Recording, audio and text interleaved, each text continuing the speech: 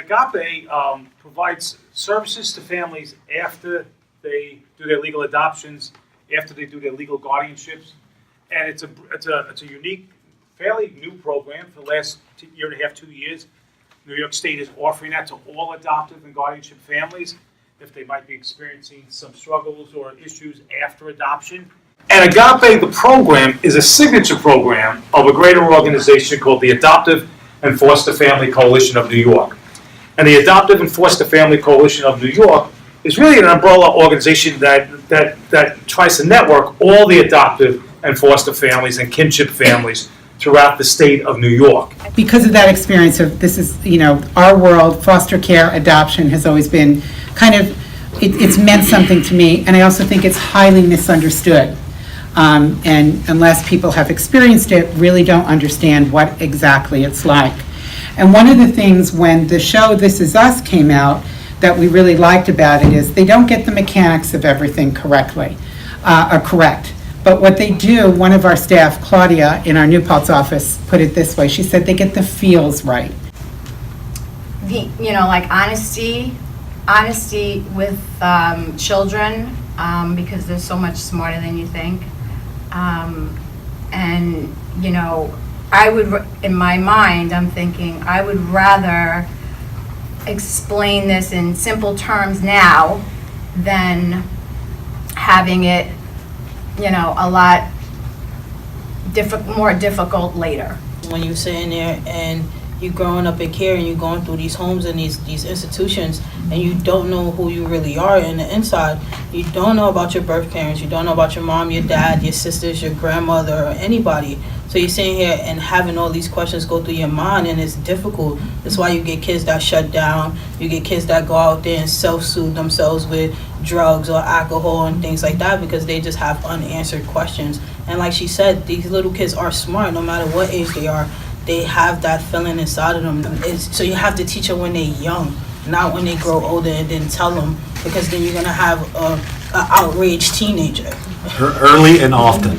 When I talk to families, in the personal side, I'm an outlier here. It's an open adoption. But in terms of families and when I work with families, early and often, tell them the truth. And I mean, we're all human. We all make mistakes. You're going to mess it up. That's okay. Don't beat yourself up over it. If you're an adoptive parent or you're a foster parent or a kinship parent, just tell them the truth. Test it, practice it. Because eventually, if you're hiding that from them, it's only going to strain, it's going to hurt them, and it's going to hurt your relationship potentially. It's not worth it. Early and often, I'll always tell them the truth. Mm-hmm. How have you dealt with that kind of sharing hard information with your child, or any thoughts about how that's impacted them? You kind of touched on identity in a way, Pat.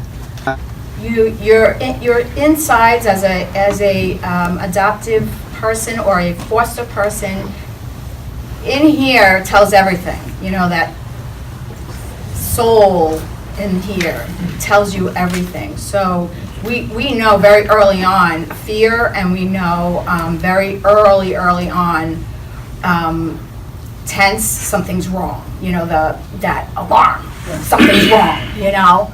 For Deja, I think being in a place of safety was really, she didn't know what to do with that.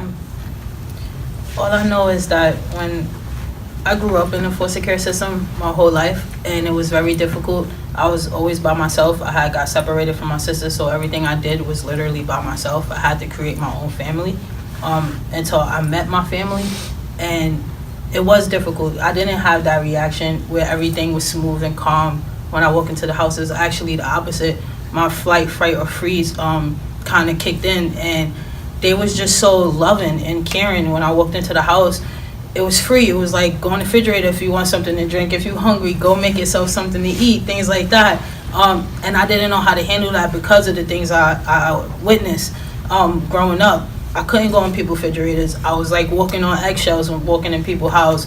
I had to wait for them to tell me where the room was, or where can I do this, or where can I do that. So when I walked into my mom's house, it was just so much love, and I didn't understand what love meant. I couldn't love myself, so I was like, how can she love me and she don't even know me?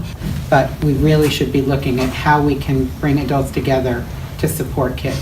Randall is in some ways more vulnerable because he's been raised in one culture, but he's not, to the rest of the world, he doesn't appear to be of that culture. It's just the way you raise your kids. Racism is not, you're not born with it. It's taught to somebody. So teach your child something different and they will grow up having a different mindset. That's hard. Everyone copes with loss in their own unique ways. So I won't go through some of the poor decisions I've made in coping with this, because this is now a 13-year history. And I did seek out professional help. I did go into therapy. I did surround myself with people I felt supported by. And then it also drove me into social work.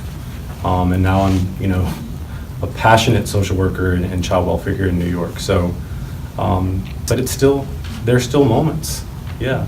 Those milestones that you think about, birthdays and holidays and graduations and all those things that, as a birth parent, you don't get to experience in the same way.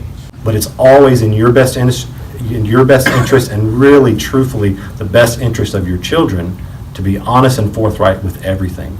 Yes, in age-appropriate, developmentally appropriate ways, all those things, lots of tools, lots of teamwork, all that stuff.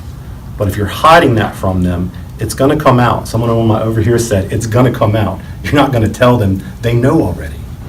And whether it comes out in words or not, body language, pictures on the wall, those milestones we talked about, like birthdays and holidays, it's going to come out eventually.